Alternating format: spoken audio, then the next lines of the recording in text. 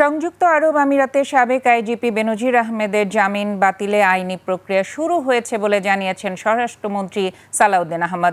একই সঙ্গে দেশটিতে ল ফার্মের মাধ্যমে প্রত্যর্পণ প্রক্রিয়া আরও জোরদারের কথা জানিয়েছেন তিনি।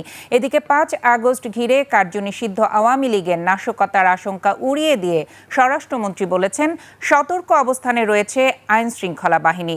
বিস্তারিত জানাচ্ছেন সুবর্ণা মেহজাবিন। সংযুক্ত আরব আমিরাতে জামিন পাওয়া সাবেক আইজিপি বেনজির আহমেদের জামিন বাতিল চেয়ে আদালতে আবেদন করবে বাংলাদেশ। স্বরাষ্ট্রমন্ত্রী সালাউদ্দিন আহমদ জানান, জামিন আদেশের সার্টিফাইড কপি সংগ্রহের কাজ চলছে।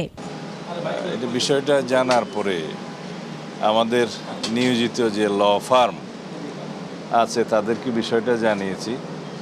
আর ইউএই অ্যাম্বাসেডরের সাথে আমাদের সচিব মহোদয় কথা বলেছেন, পররাষ্ট্র মন্ত্রণালয় অবগত আছেন কি শর্তে তাকে জামিন দেওয়া হয়েছে।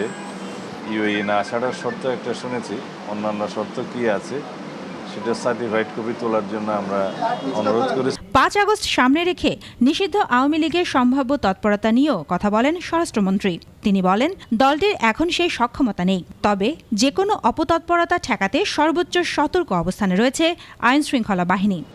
আওয়ামী লীগের এত মরদ আছে বলে তো আমার মনে হয় না।